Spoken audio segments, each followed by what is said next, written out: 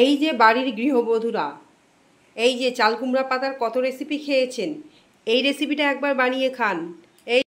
এই যে প্রথমে চাল কুমড়া পাতাটাকে লবণ জলে ভালো করে ধুয়ে নিতে হবে। এই চাল কুমড়া পাতার আঁশটাকে ফেলে দিয়ে লবণ জলে ভালো করে ধুয়ে নিতে হবে।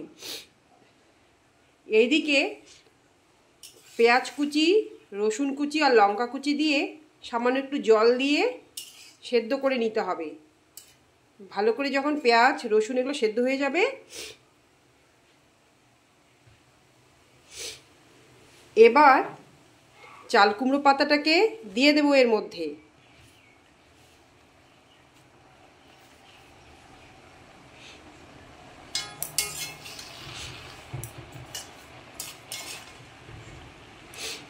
জলের মধ্যে কিন্তু লবণ দিয়ে দিয়েছি, আর লবণ দিতে হবে না। এবার একটা ঢাকনা দিয়ে আমি ঢেকে দেব। তারপরে কিছুক্ষণ পর যখন জল একটু শুকিয়ে যাবে তখন আমি নামিয়ে ফেলবো। এই যে জল শুকিয়ে গেছে, পাতাটাও সেদ্ধ হয়ে গেছে খুব সুন্দর করে। এবার নামিয়ে ফেলবো।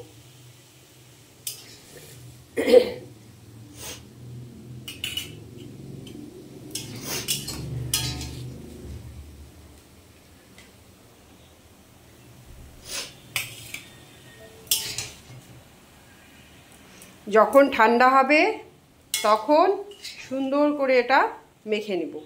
এর মধ্যে কিন্তু কোনো তেল ব্যবহার করব না।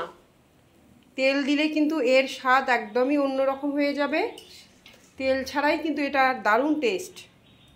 আপনারা একবার হলেও বানিয়ে কিন্তু খেয়ে দেখতে পারেন।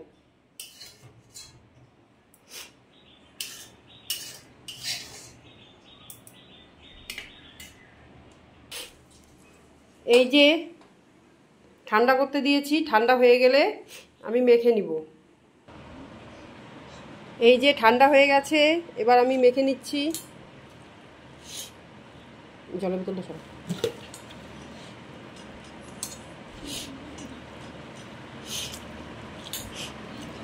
এটা কিন্তু গরম গরম ভাতের সাথে খেতে কিন্তু দারুণ লাগে। এই দেখুন রসুনগুলো কি সুন্দর সেদ্ধ হয়ে গেছে, পাতাটাও সুন্দর সেদ্ধ হয়ে গেছে। এটা এবার মেখে নেব।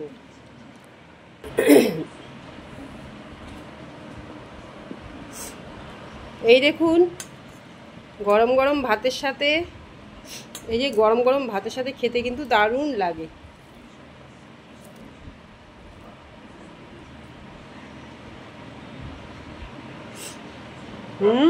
দারুণ হয়েছে কিন্তু। আপনারাও একবার চেষ্টা করবেন এই রেসিপিটা বানিয়ে খেতে। খেতে কিন্তু দারুণ লাগে। আজকের মতো আমার ছোট ব্লগ ভিডিওটা এখানেই শেষ করছি। নমস্কার।